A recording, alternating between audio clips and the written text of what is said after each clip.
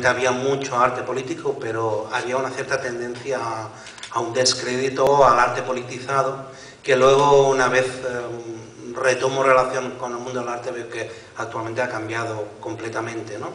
El panorama es completamente distinto y bueno, os cuento un poco el recorrido y la sorpresa que para mí ha sido que el arte vuelva a ser un mensaje político. Yo, digamos, en un momento determinado tengo una insatisfacción absoluta en la hora de trabajar en el arte, no tanto el concepto más de investigación, de vanguardia, de ruptura de lenguajes, todo lo que puede tener para mí de interesante el mundo del arte, sino de la falta absoluta de conexión con la realidad que conecta más con el activismo, cosa que ahora creo que ya no ocurre, ¿no?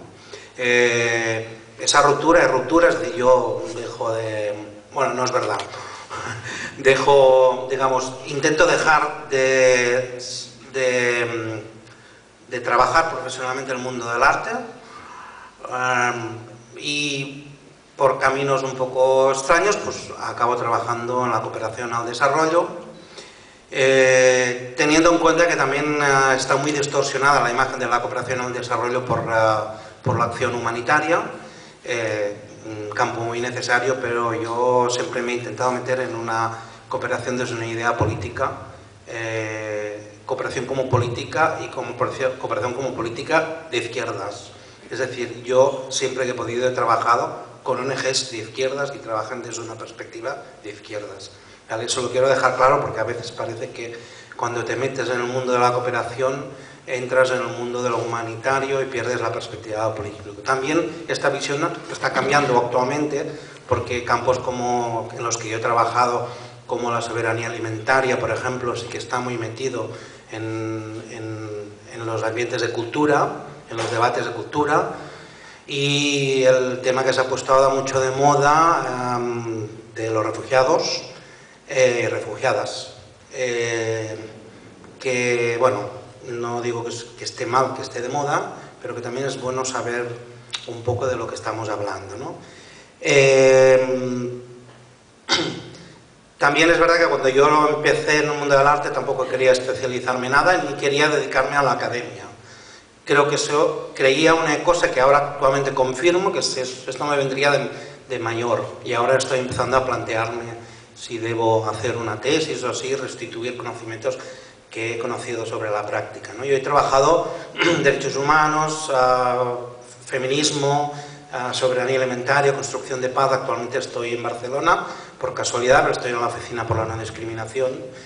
Y he trabajado en países en conflicto, con lo cual intentaré a ver si me sale algo sobre el tema del barrio o del espacio geográfico, con 4 reflexiones de temas que sé. He estado en diversos países trabajando. Los menos conflictivos son Senegal, Uganda y Túnez, y los más conflictivos, que igual son los más interesantes que analice, son Afganistán, Palestina, sobre todo, y la República Democrática del Congo, ¿no? Como ella cuenta, y he dicho que yo no dejé al 100% el mundo del arte, porque a la que empecé a cambiar mi orientación profesional, también cambié el lenguaje artístico y empecé a trabajar en documental, lo cual no es casual, porque el documental te permite una investigación sobre lo que estás haciendo y aparte te permite reflexionar sobre los lenguajes artísticos, sobre todo si estás haciendo más cine documental que reportaje, digamos, ¿no? Que es lo que hemos hecho con esta asociación que ha comentado ella, que se llama Mapa Sonor. En diversas realidades en las que he estado, por ejemplo, en Afganistán, bueno, la realidad a nivel de agrupación, de aglomeración urbana es muy compleja, pero hay 2 casos que pueden explicar un poco este tema que ahora está de moda.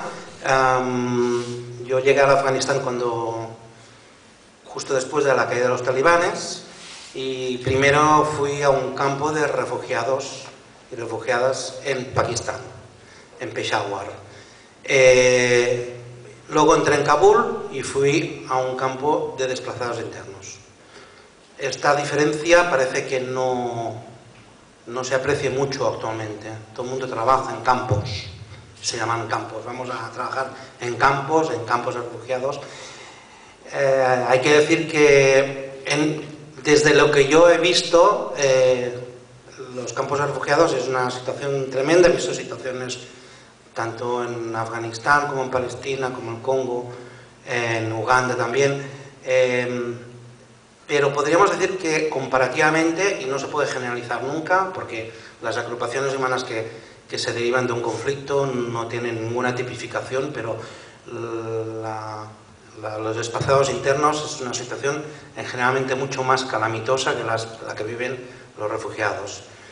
Por lo tanto, eso deberíamos tenerlo muy claro, que cuando trabajamos con población refugiada, trabajamos con una población que ha podido tener un cierto acceso a las regulaciones internacionales, a la acción de Naciones Unidas, de las ONGs, de todo esto. En cambio, normalmente los desplazados internos no tienen esta posibilidad. Viven en un eterno desplazamiento en zonas. Yo estuve en Kabul, en un barrio en el que eran desplazados que los habían expulsado los talibanes y vivían en una antigua embajada rusa destruida, sin ningún tipo de acceso a Naciones Unidas. Luego, posteriormente sí, porque al haber la caída de los talibanes llegaron ya a Naciones Unidas, pero antes vivieron muchos años sin ningún tipo de protección, a diferencia de los campos de Peshawar, que sí tenían la protección de Naciones Unidas, o cuando no quita que trabajaban 12 horas diarias haciendo alfombras o trabajando bajo sol haciendo ladrillos. Estoy haciendo un esfuerzo. Si hablamos de qué puede hacer el arte en estos contextos puede hacer poca cosa, pero no es cierto. Es decir, si nos cogemos a la práctica artística tal como la hemos tipificado aquí, digamos, en sociedades donde podemos permitirnos una práctica artística minoritaria, es decir, de la expresión de voces minoritarias, eso sí puedes hacer para trabajar con las expresiones minoritarias allí, como algunos autistas,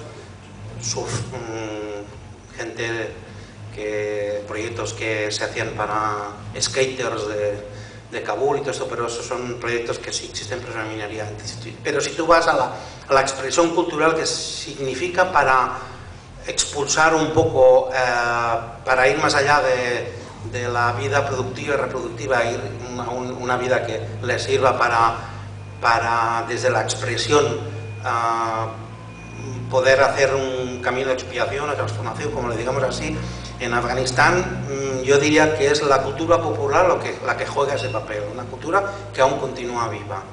Es una cultura que les permite encontrar un espacio de refugio en su vida cotidiana. Entonces, si pensamos en esto, debemos pensar en las expresiones que funcionan en la propia sociedad. Si me voy en el caso del Congo, donde, bueno, conocí la zona del norte, Kivu, fronteriza con la República Centroafricana y sobre todo Uganda. Esta zona, bueno, está en situación bastante indescriptible, pero allí incluso las ONG se quejan de los malos efectos de la acción humanitaria, es decir, como la acción humanitaria, no todas, pero como priva la posibilidad de desarrollo en esa zona, porque genera prácticas de recibir sin generar iniciativas. Allí lo que me encontraba en aglomeraciones humanas era aglomeraciones que huían y se aglomeraban en campos de desplazados internos, como diferenciaba antes de refugiados y de desplazados internos, en campos de desplazados internos